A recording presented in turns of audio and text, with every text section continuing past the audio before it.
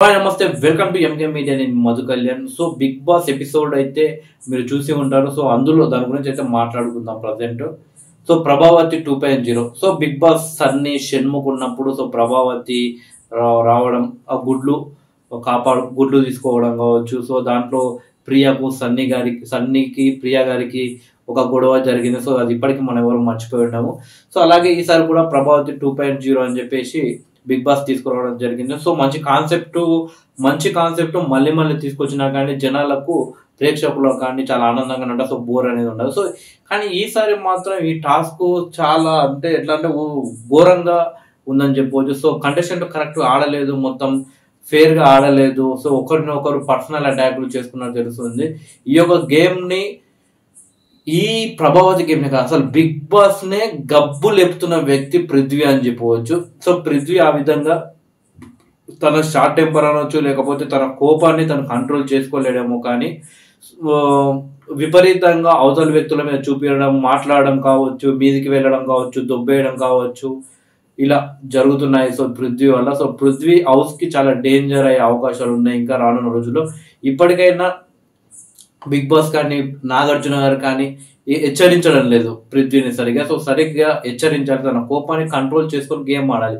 ఫిజికల్గా స్ట్రాంగ్ ఉన్న వ్యక్తులు టాస్కులు ఆడి గెలిచి చూపించాలి, కానీ అలా అవతల మనుషుల మీద పడడం కానీ, అవతల మనుషులను దొబ్బేయడం కావచ్చు, అవతల మనుషులని మీద నోట్ చేయడం కావచ్చు అని చేస్తే బాగుండదు.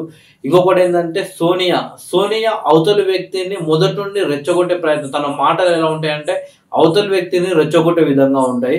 సో ఈరోజు నబిల్ని కూడా రెచ్చగొట్టే ప్రయత్నం స్టార్టింగ్ నుండి చేసింది. సో ఇద్దరి మధ్యలో ఆర్గ్యుమెంట్ జరిగింది. నబిల్ కూడా స్టార్టింగ్ లో గట్టిగా ఇచ్చి పడేశాడు.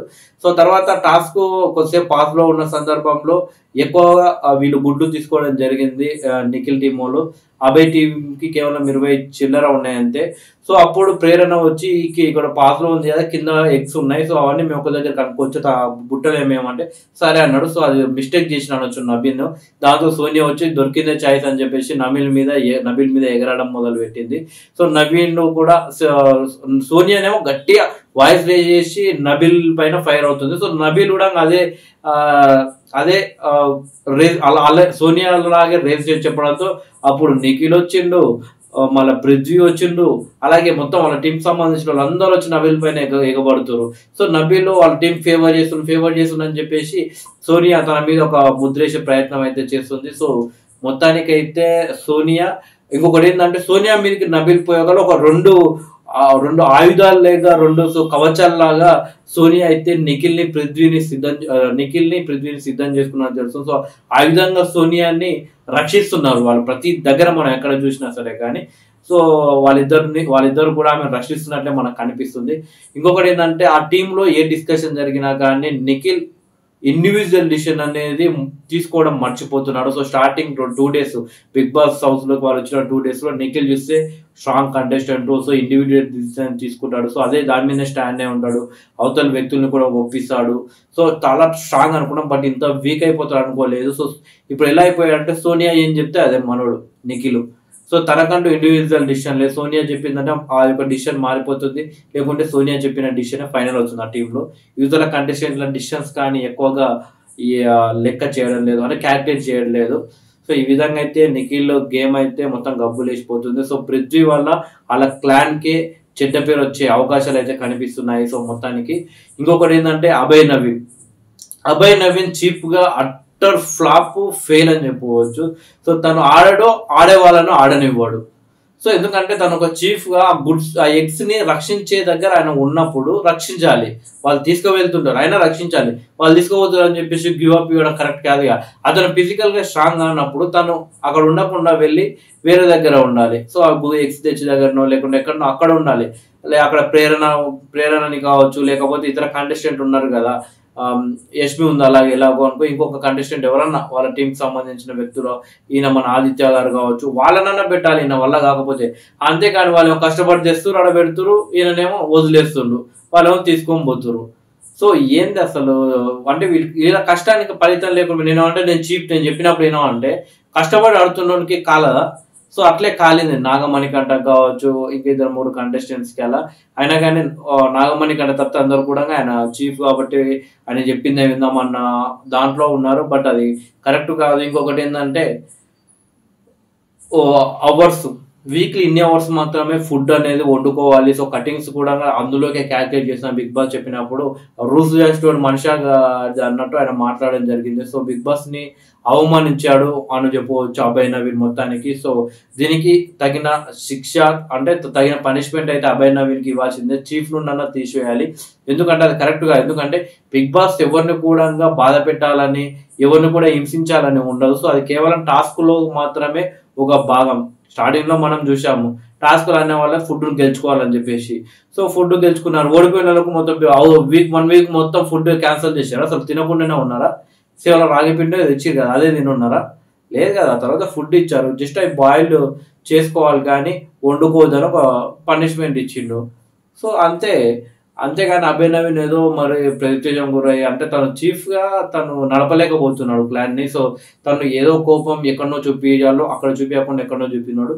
ఈ యొక్క ఆర్గ్యుమెంట్ సోనియా అలాగే అభయ్ నవీన్ మధ్య కూడా ఒక ఆర్గ్యుమెంట్ అయితే జరిగింది. సో మొత్తానికి అయితే సోనియా అయితే నబీల్ ని టార్గెట్ చేసినట్టు తెలుస్తుంది. సో ఈసారి నామినేషన్స్ లో నబీల్ అలాగే సోనియా మధ్య గట్టిగా ఫైట్ ఉండే అవకాశం. నబీల్ మాత్రం ఒక రేంజ్ లో ఇచ్చి పడేసిన అని చెప్పవచ్చు సోనియాకు.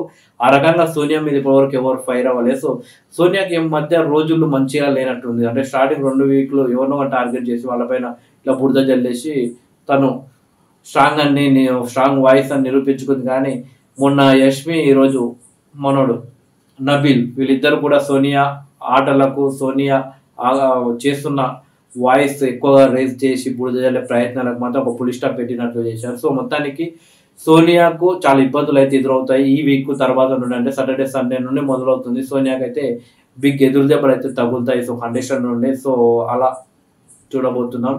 ఇకపోతే నాగమణికంట ఫిజికల్ గా చాలా వీక్ కాబట్టి అదేంది నాగమణికంట ఆడుతుంటే అసలు నవ్వాలా, బాధపడాలా, ఏడవాళ్ళు అర్థం అవ్వడం లేదు. సో పృథ్వీ తన మీదకి వస్తుంటే నాగమణికంట గుడ్లు మొత్తం ఇలా అని మీదకి వస్తుంటే అది ఫుల్ కామెడీగా అనిపించింది. సో నాగమణికంట ఆడాలని బాగా కసి ఉన్నప్పటికీ తను ఆడలేకపోతున్నాడు ఫిజికల్ టాస్కులు. అలా అని తను పక్కకు వేరే అక్కడ రక్షించే దగ్గర అక్కడ ఉండాలంటే లేదా ఆ పుంజు దగ్గరనే ఉంటుండు. సో తను ప్రయత్నం చేస్తున్నాడు. సో ప్రయత్నం చేస్తున్నప్పటికీ వీళ్ళు పృథ్వీ కావచ్చు, సో ఫిజికల్ స్ట్రాంగ్ కాబట్టి ఎలా పడుతుంది. పృథ్వీ అయితే వరస్ట్ అంటే అసలు అమ్మాయిలు ఎక్కడ పట్టుతే అక్కడ పట్టుకోవడం కావచ్చు, అమ్మాయిలను తోసివేయడం కావచ్చు అనేది కరెక్ట్ కాదు. ఎందుకంటే కొన్ని ప్లేసెస్ లో ఒకప్పుడు బిగ్ బాస్ లో అలా టచ్ చేస్తే అమ్మాయిలు కూడా రేజ్ అయ్యేవాళ్ళు. బిగ్ బాస్ కూడా సీరియస్ వార్నింగ్ ఇచ్చేది. నాగార్జున గారు కూడా వార్నింగ్ ఇచ్చేది. ఇప్పుడు కామన్ అయిపోయింది. అమ్మాయిల్లో కూడా తెలియలేక అయిపోయింది బిగ్ బాస్ హౌస్ లో. ఊరికి చీటికి మాటికి హగ్గులు ఇవ్వడం కావచ్చు, ఇలా చేయడం వల్ల వాళ్ళు కూడా లైట్ తీసుకుంటారు. సో వాళ్ళు ఏమన్నా ఇక్కడ టచ్ చేసి ఏమన్నా కానీ వీళ్ళు ప్రశ్నించే శక్తి కావచ్చు, ప్రశ్నించే అవకాశం కావచ్చు అమ్మాయిల దగ్గర. అందుకే చీటికి మాటికి అవసరం లేని దానికి హగ్గులు ఇవ్వడం అనేది కరెక్ట్ కాదు. సో సోనియా కూడా స్టార్టింగ్ లో మాట్లాడినప్పుడు విష్ణుప్రియతో సో తను కంఫర్ట్ గా ఫీల్ అవ్వదేమో, అందుకే ఇలాంటి మాటలు కావచ్చు, ఇలాంటి అలవాట్లకు దూరంగా ఉంటుందేమో అనుకున్నాం. తర్వాత అందరికంటే ఎక్కువ హగ్స్ వచ్చేసి సోనియానే ఇస్తుంది. సో సోనియా ఇస్తుంది. సో ఇప్పుడు పృథ్వీ సోనియా టీంలో ఉన్నాడు కాబట్టి సరిపోయింది. ఒకవేళ ఆపోజిట్ టీంలో ఉండే ప్రేరణను, యష్మిని ఇలా వాళ్ళని పట్టుకున్నట్టు, వాళ్ళని తోసేసినట్టు సోనియాని చేసేటప్పుడు సోనియా ఫైర్ అయ్యే అవకాశం కూడా సోనియాకు ఉండదు. సో సోనియా అది పోగొట్టుకుందని చెప్పవచ్చు. సో పృథ్వీ కొంచెం ఆలోచించి అమ్మాయిలతో ముట్టుకున్నప్పుడు, అమ్మాయిలను పట్టుకున్నప్పుడు ఎక్కడ పట్టుకోవాలి ఏందనేది కొంచెం ఆలోచిస్తే బాగుంటుంది. ఎందుకంటే మనం ఈయనకన్నా కోపం ఉన్న వ్యక్తులను మనం చూసాం. బిగ్ బాస్ అన్ని విన్నర్ కావచ్చు, అంత ముందున్నటువంటి మన సోయల్ కావచ్చు, ఈయనకంటే ఎక్కువ కోపం వచ్చేది. సో కంట్రోల్ పెట్టుకున్నారు. సో అందుకే మంచి సక్సెస్ అయ్యారు. మన సోయల్ వచ్చేసి 3rd ప్లేస్ లో ఉన్నాడు. ఇప్పటికీ బిగ్ బాస్ ప్రేక్షకులకు తనంటే చాలా లైక్. అలాగే సన్నీ అయితే ఏకంగా విన్నర్ అయ్యాడు. తను కూడా కోపం బాగా పడేవాడు. సో ఎంతవరకు పడాలి అంతే. సో అమ్మాయిల విషయానికి వచ్చేసరికి వాళ్ళు ఎక్కువగా వర్డ్స్ అనేది లూజ్ గా అయ్యేవాళ్ళు కాదు. సో ఈ టచింగ్స్ అనేవి ఎక్కువగా ఎక్కడ పడితే అక్కడ పట్ చేసి దుబ్బేయడం కానీ, తోసేయడం కానీ ఇవన్నీ ఉండేవి కాదు. ఒక లిమిట్ ఉండేది. వాళ్ళ అబ్బాయిలతోటి బలంగా టాస్క్లు ఆడేవాళ్ళు, అమ్మాయిలు అనే వరకు ఎంత ఆడేవాళ్ళు అంతే ఆడేవాళ్ళు. సో వాళ్ళు ఒక మచ్చ అనేది వాళ్ళ మీద పడకుండా ఆడారు. అంటే అలా ఉండాలి అన్ని కెమెరాలు చూసినప్పుడు. సో అవన్నీ ఇచ్చిపెట్టిన ఎట్లా పడితే అట్లా అంటే నడవదు కదా హౌస్ లో.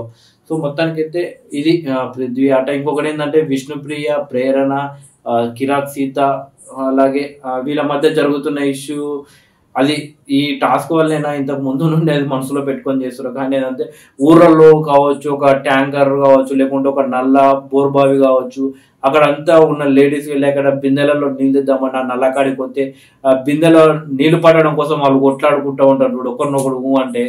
సో ఆ రకంగా వాటర్ కోసం బిందెల్లో తీసుకోపోయి కొట్లాడినట్టు ఊర్లలో ఆడవాళ్ళు అట్లా కొట్లాడుతారు వీళ్ళు, అందులో తోసుకుంటారు. అనవసరంగా పంచాయతీ ఎందుకు పెట్టుకుంటారు అర్థమవుతుంది. ఒకరిపైన ఒకరికి ఎంత కోపం ఉంది. అన్ని కేవలం చూస్తున్నాడు, కొంచెం అమ్మాయిలు ఉన్నప్పుడు డీసెంట్గా ఉండాలి.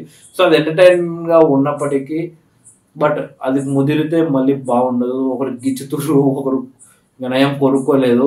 సో ఆ రకంగా గిచ్చుకోవడం అనేది ఎందుకు, టాస్క్లాగా చూసి ఆ రకంగా ఆడితే బాగుంటుంది. సో ఊర్లలో బిందెల కాడ నల్ల కాడ కొట్లాడుకుంటూ ఆడితే బాగుంటుంది. సో విష్ణుప్రియ మంచి నేమ్ ఉంది ఇప్పటి వరకు, సీత కూడా మంచి నేమ్ ఉంది.